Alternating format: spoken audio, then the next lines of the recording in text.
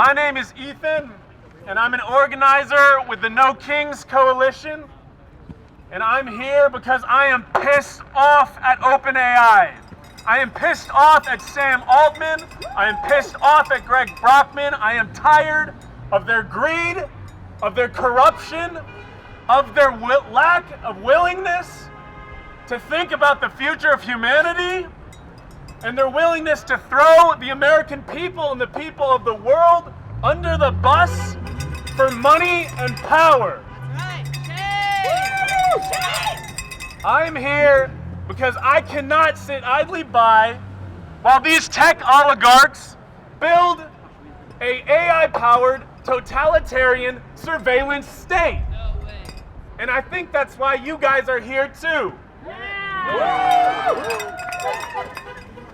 Last week, as we all know here, OpenAI's competitor Anthropic drew red lines and stuck to them.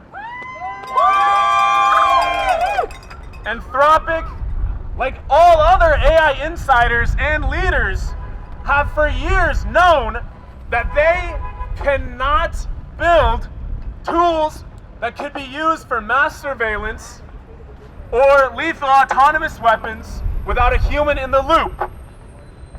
Under immense pressure from the US government, from the Department of Defense, the Pentagon,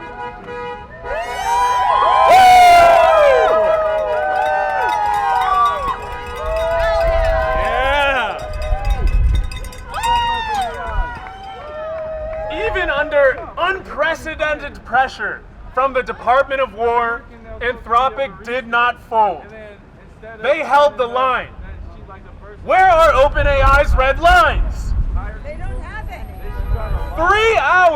3 hours after Pete Hegseth, the Department of War, Secretary of Defense, declared Anthropic a supply chain risk, OpenAI, hours later, signed the same deal to build tools of mass surveillance of Americans and lethal autonomous weapons. This is the app they hired me on. I am here because we need tech companies to stand up for democracy. We need companies across the world to stand up for democracy. We especially need AI companies to stand up for democracy. AI itself is structurally prone to concentrating power. It will displace our creativity, our artists, it already is. Our humanity. It will displace our labor. It will displace our humanity and our ability to have a say in the future of the world. The No Kings Coalition was formed because we have a would-be dictator in office and we need to take a stand against that. We already have it. Companies have been complying in advance with the Trump regime, and OpenAI is just another example of that. They're capitulating, they're complying in advance, and we won't have it. We have to stand for democracy now and always. And OpenAI does too.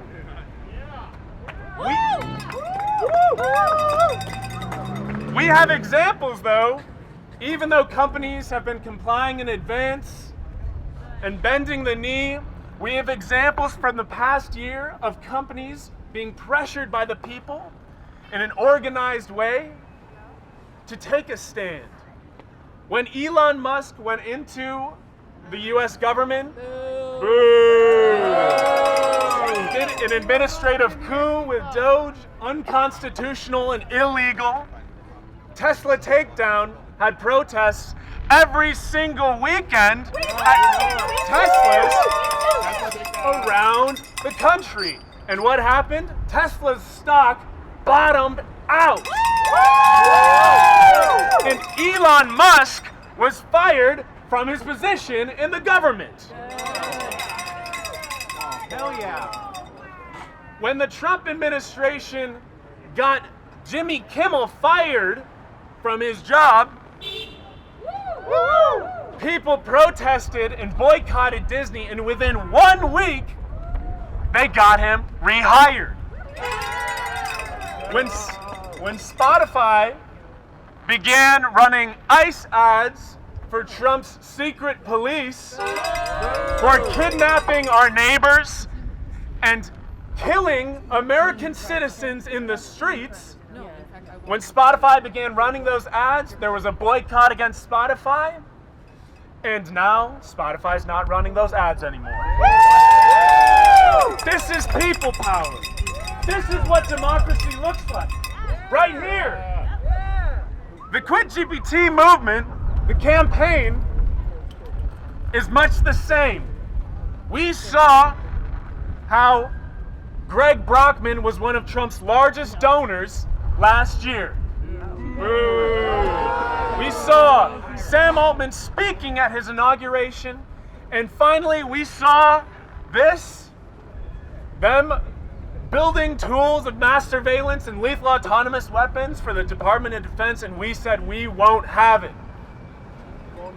That's why when I saw QuitGPT blowing up online and I joined the Discord, I was fired up, and I am fired up now. This weekend, we saw 200, cancellation rates. People canceling their ChatGPT subscriptions went up 295% from last month. Sam Altman is terrified. He's terrified. He had a meeting this morning with all of his employees to say, guys, I fucked up a little bit. He did.